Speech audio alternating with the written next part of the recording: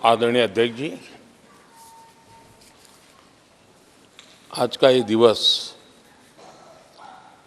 लोकतंत्र की एक महान परंपरा का महत्वपूर्ण दिवस है।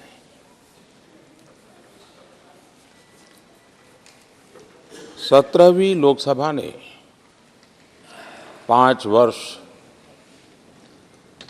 देश सेवा में जिस प्रकार से अनेकविध महत्वपूर्ण निर्णय किए, अनेक चुनौतियों को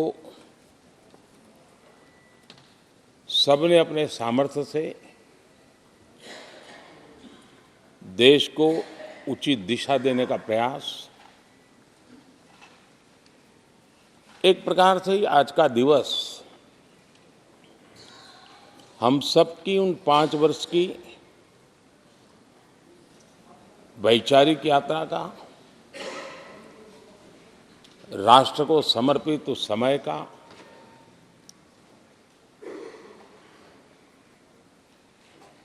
देश को फिर से एक बार अपने संकल्पों को राष्ट्र के चरणों में समर्पित करना ये अवसर है।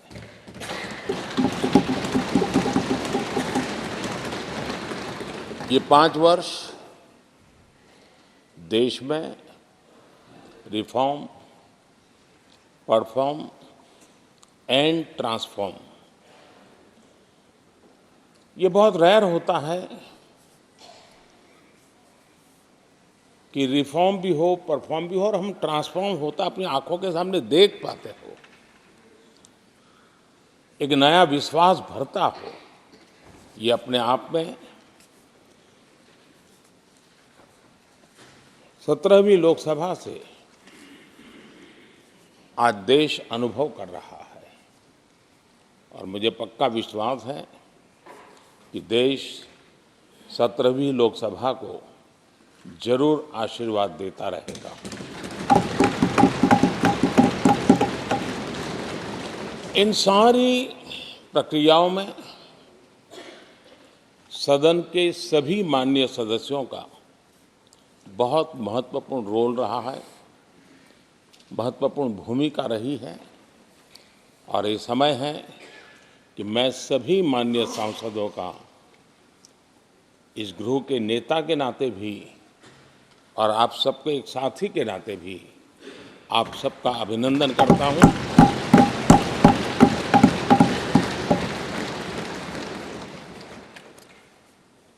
विशेष रूप से आदरणीय अध्यक्ष जी, मैं आपके प्रति भी हृदय से बहुत बहुत आभार व्यक्त करता हूं।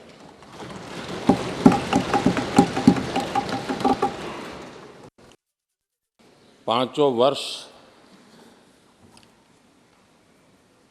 कभी कभी सुमित्रा जी मुक्त हास्य करती थी, लेकिन आप हर पल आपका चेहरा मुस्कान से भरा रहता था।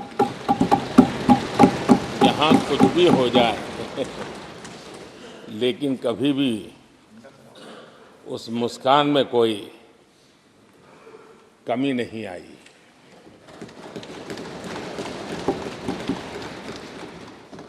अनेकविध परिस्थितियों में आपने बहुत ही संतुलित भाव से और सच्चे अर्थ में निष्पक्ष भाव से इस सदन का मार्गदर्शन किया, सदन का नेतृत्व किया।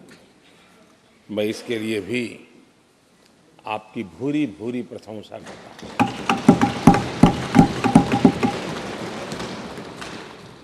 आक्रोश के पल भी आए, आरोप के भी पल आए, लेकिन आपने पूरे धैर्य के साथ इन सभी स्थितियों को संभालते हुए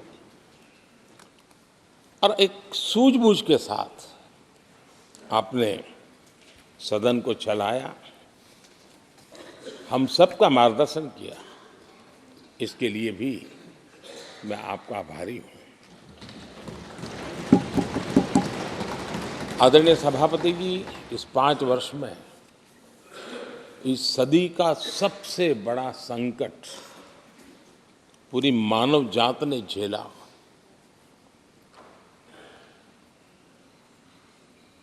कौन बचेगा, कौन बच पाएगा, कोई किसी को बचा सकता है कि नहीं बचा सकता, ऐसी वो अवस्था थी। ऐसे में सदन में आना, ये भी अपना घर छोड़ के निकलना, ये भी संकट का काल था। उसके बाद भी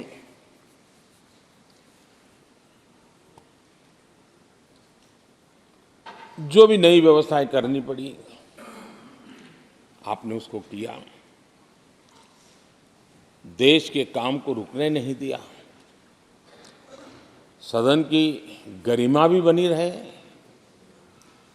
और देश के आवश्यक कामों को जो गति देनी चाहिए, वो गति भी बनी रहे।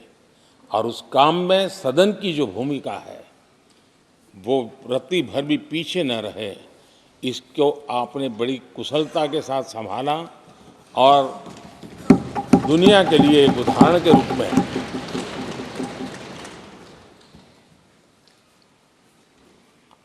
आदरणीय सभापति जी, मैं माननीय सांसदों का भी इस बात के लिए आज एक बार आभार व्यक्त करना चाहता हूं कि उस कालखंड में देश की आवश्यकताओं को देखते हुए सांसद निधि छोड़ने का प्रस्ताव माननीय सांसदों के सामने रखा और एक पल के विलंब के बिना सभी माननीय सांसदों ने सांसद निधि से मुक्त। इतना ही नहीं, एक देशवासियों को पॉजिटिव मैसेज देने के लिए अपने आचरण से समाज को एक विश्वास देने के लिए सांसदों ने अपनी सैलरी में से 30% कटौती का निर्णय सबने खुद ने किया, ताकि देश को भी विश्वास हुआ कि ये सबसे पहले छोड़ने वाले लोग हैं।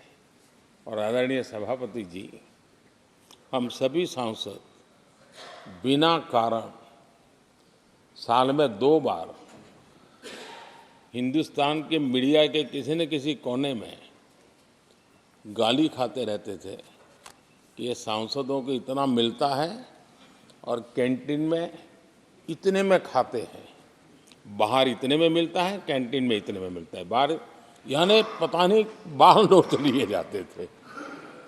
आपने निर्णय किया सबके लिए समान रेट होंगे कैंटीन में, और सांसदों ने कभी भी विरोध नहीं किया, शिकायत भी नहीं की। और सभी सांसदों की बिना कारण इतनी फजेत करने वाले लोग मजे लेते थे, उससे हम सबको आपने बचा लिया। इसके लिए भी मैं आपका आभार व्यक्त करता हूं। आदरणीय सभापति जी, ये बात सही है कि हमारे कई लोकसभा के, चाहे 17 भी हो, 16 भी हो, 15 भी हो, संसद का नया भवन होना चाहिए, इसकी चर्चा सबने की, सामूहिक रूप से की, एक स्वर से की, लेकिन निर्णय नहीं होता था।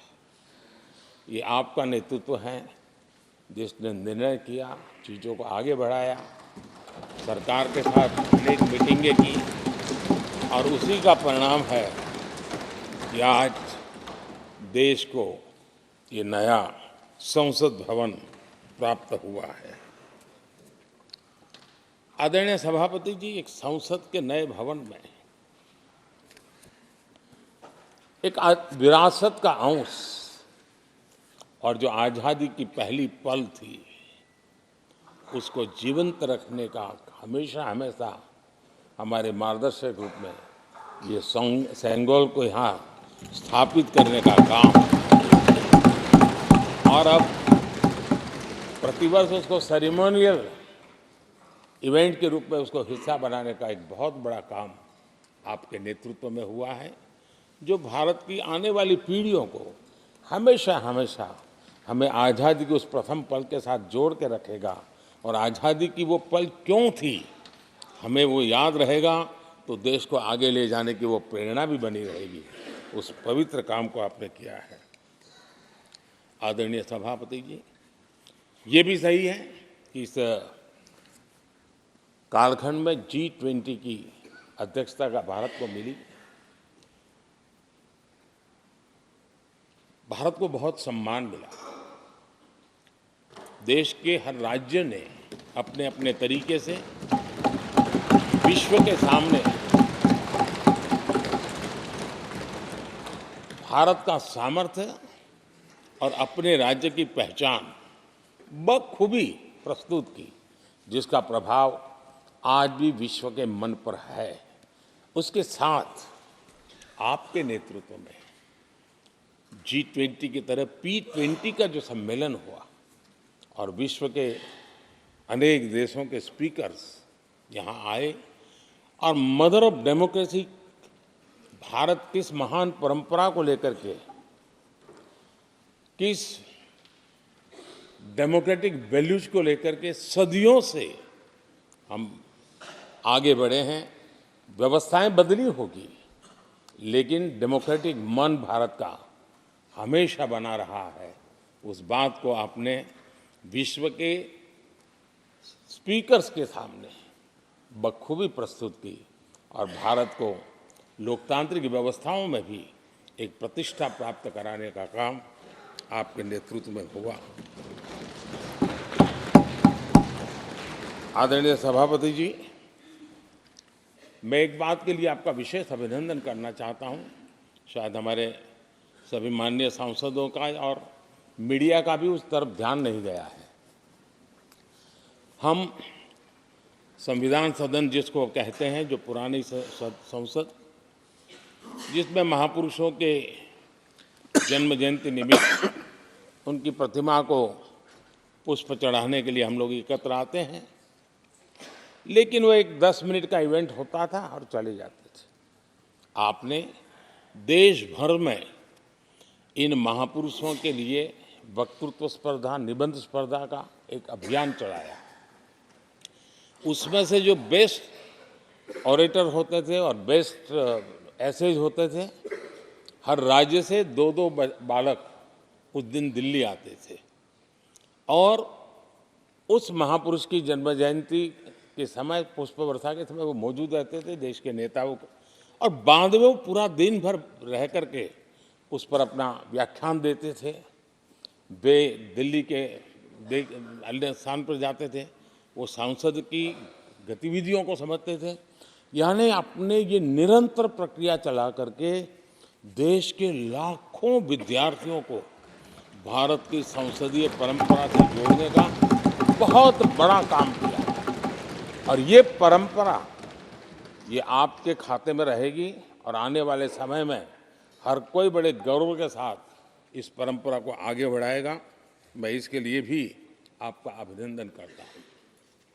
आदरणीय अध्यक्ष जी, संसद की लाइब्रेरी जिसको उपयोग करना चाहिए वो कितना कर पाते थे वो तो मैं नहीं कह सकता हूँ, लेकिन आपने उसके दरवाजे सामान्य व्यक्ति के लिए खोल दिए। ज्ञान का ये खजाना, परंपराओं की विरासत, उसको आपने जन सामान्य के लिए खोल करके बहुत बड़ी सेवा की है। मैं इसके लिए भी आपका हृदय से अभिनंदन करता हूँ। पेपरलेस पार्लियामेंट, डिजिटलाइजेशन, आपने आधुनिक टेक्नोलॉजी हमारी व्यवस्था में कैसे बने। शुरू में कुछ साथियों को दिक्कत रही, लेकिन अब सब इसके आदी हो गए हैं। सब मैं देखता हूँ जब यहाँ बैठे हैं तो कुछ न कुछ करते रहते हैं।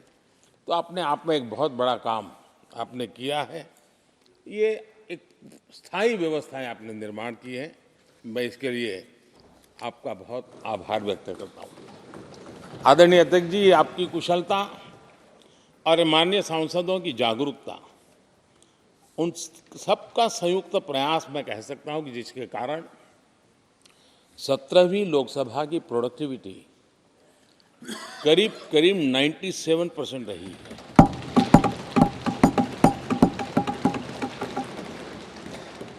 97% प्रोडक्टिविटी अपने आप में प्रसन्नता का विषय है, लेकिन मुझे विश्वास है कि आज जब 17वीं लोकसभा की हम समाप्ति की तरफ बढ़ रहे हैं, तब एक संकल्प लेकर के 18वीं लोकसभा प्रारंभ होगी कि हम हमेशा 100% से ज़्यादा प्रोडक्टिव वाली हमारी कार्यवाही करेंगे और उसमें भी 7 सत्र 100% से भी ज़्यादा प्रोडक्टिविटी वाले रहे। ये भी, और मैंने देखा आपने रात रात बैठ करके भी हर सांसदों के मन की बात को आपने सरकार के ध्यान में लाने का भरपूर प्रयास किया।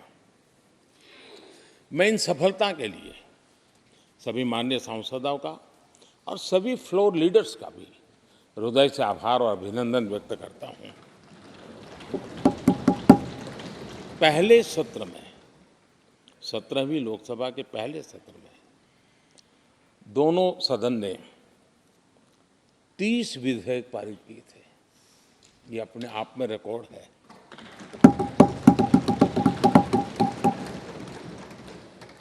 और एक नए नए बेंचमार्क 17वीं लोकसभा ने बनाए हैं।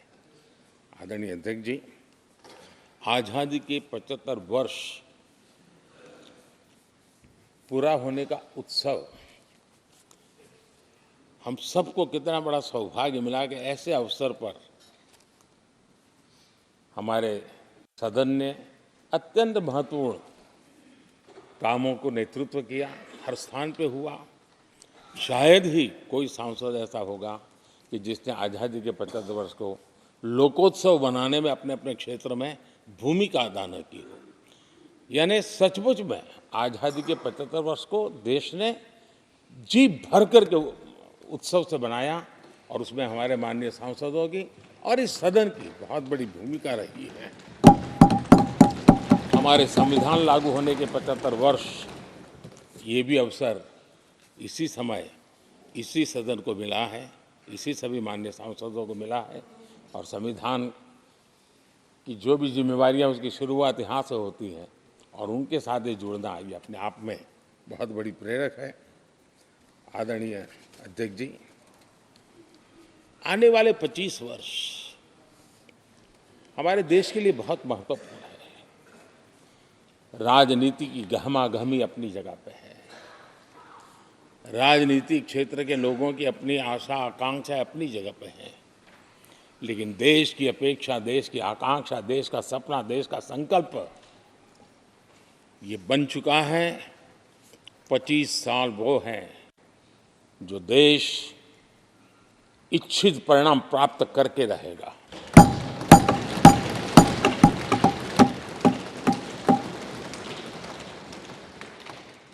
उन्नीस 1930 में जब महात्मा गांधी जी ने दांडी की यात्रा की थी, नमक का सत्याग्रह था, घोषणा होने के पहले लोगों को सामर्थ्य नजर नहीं आया था।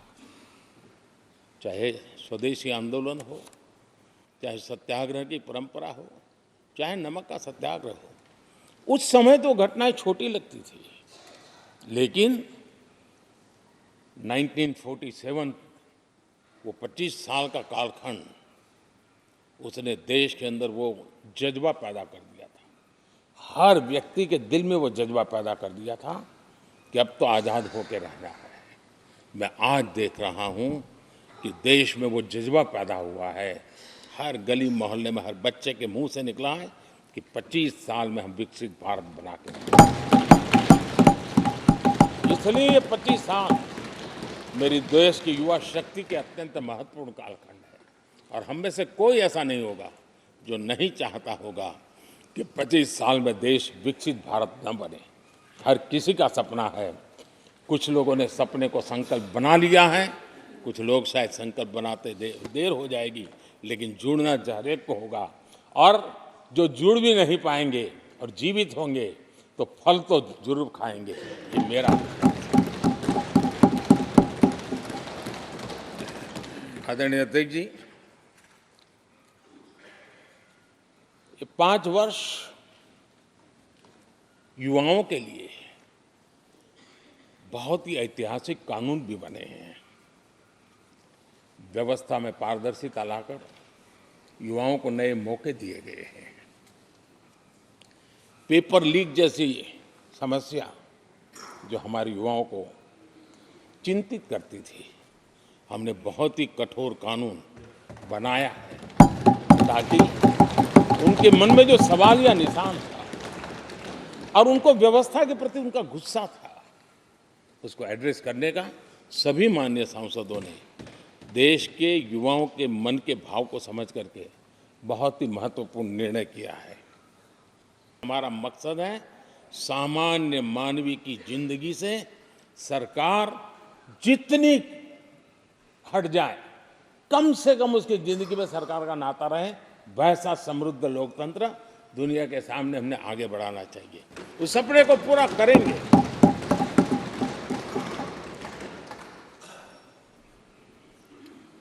आदरणीय अध्यक्ष जी, companies act, limited liability partnership act, 60 से अधिक गैर जरूरी कानूनों को हमने हटाया है। ईज ऑफ डूइंग बिजनेस, इसके लिए ये बहुत बड़ी आवश्यकता थी, क्योंकि अब देश को आगे बढ़ना है तो बहुत सारी रुकावटों से बाहर आना पड़ेगा।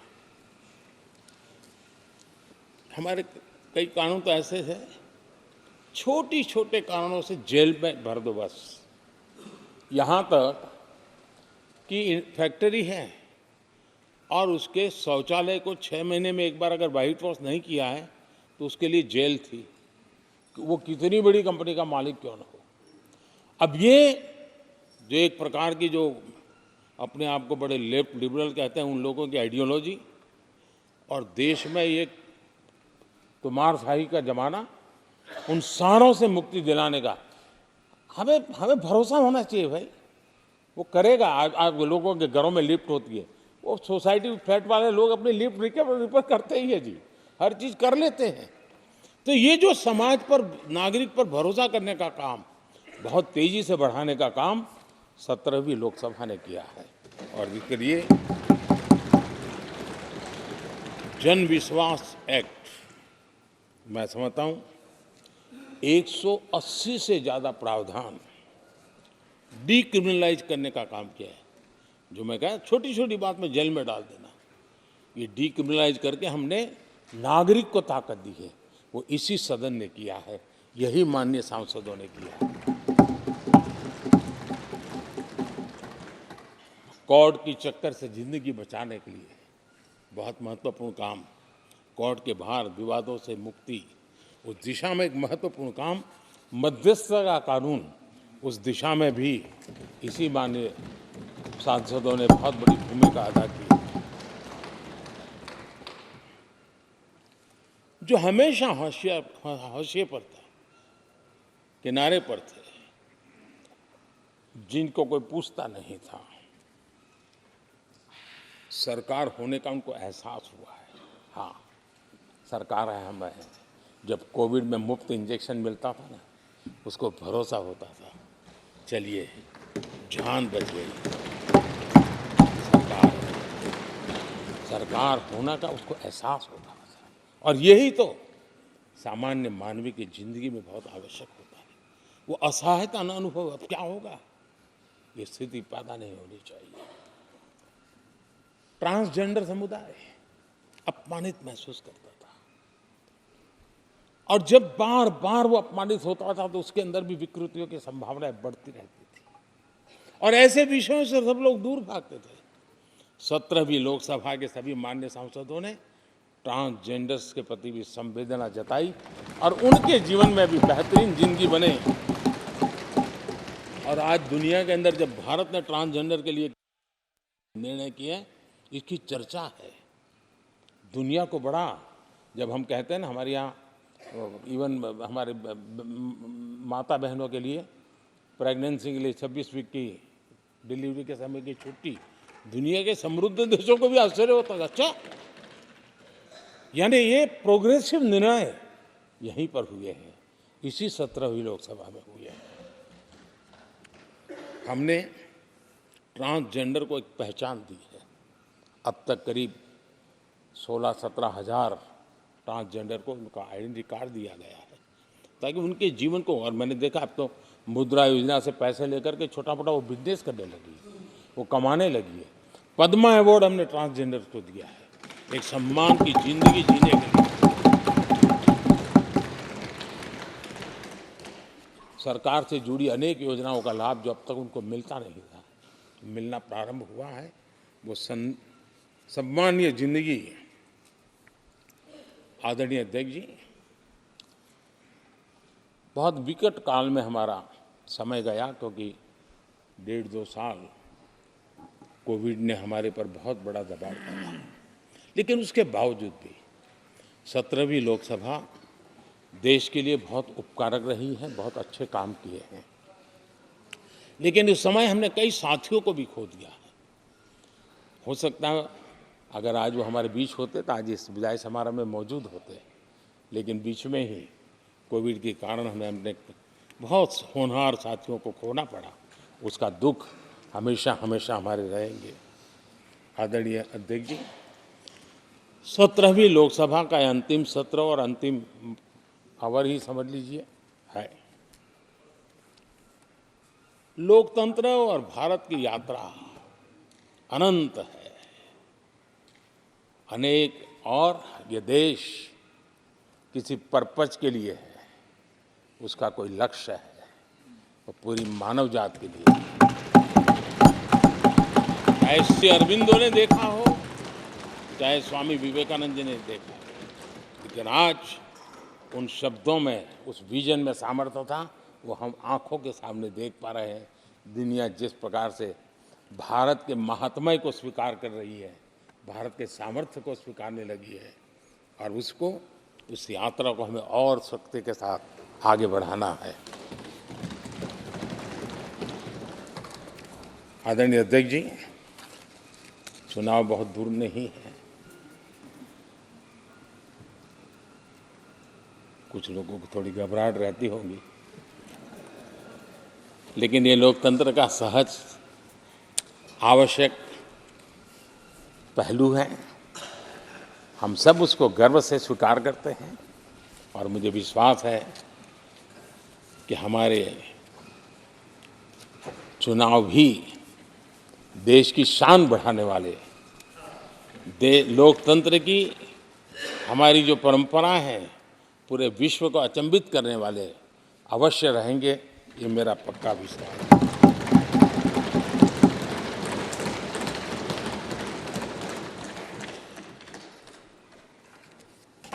आदरणीय अध्यक्ष जी, मैं सभी माननीय सांसदों का जो सहयोग मिला है, जो निर्णय हम कर पाए हैं, और कभी कभी हमले भी इतने मज़ेदार हुए हैं कि हमारे भीतर की शक्ति भी खिल करके निकली है। और मेरा तो परमात्मा की कृपा रही है कि मुझे जब चुनौती आती है तो ज़रा और आनंद आता है। हर चुनौती को हम सामना कर पाए हैं, बड़े आत्मविश्वास और विश्वास के साथ हम चले हैं। आज राम मंदिर को लेकर के इस सदन ने जो प्रस्ताव पारित किया है, वे देश की भावी पीढ़ी को इस देश के मूल्यों पर गर्व करने की संवैधानिक शक्ति देगा। ये सही है कि हर किसी में ये सामर्थ्य नहीं होता है कि ऐसी चीज़ों में तो कोई हिम्मत दिखाते हैं, कुछ लोग मैदान छोड़ के भाग जाते हैं, लेकिन फिर भी भविष्य के रिकॉर्ड को देखेंगे तो आज जो व्याख्यान वो हुए हैं, जो बातें रखी गई हैं, उसमें संवेदना भी है, संकल्प भी है, सहानुभूति भी है, और सबका साथ सबका विकास के बढ़ाने का उसमें तत्व भी है। ये देश बुरे दिन कितने ही क्यों न गए हो, हम भावी पीढ़ी के लिए कुछ न कुछ अच्छा करते रहेंगे। ये सदन हमें वो प्रेरणा देता रहेगा और हम सामूहिक संकल्प से, सामूहिक शक्ति से उत्तम से उत्तम परिणाम भारत की नौजवान पीढ़ी की आशा आकांक्षा के अनुसार करते रहेंगे।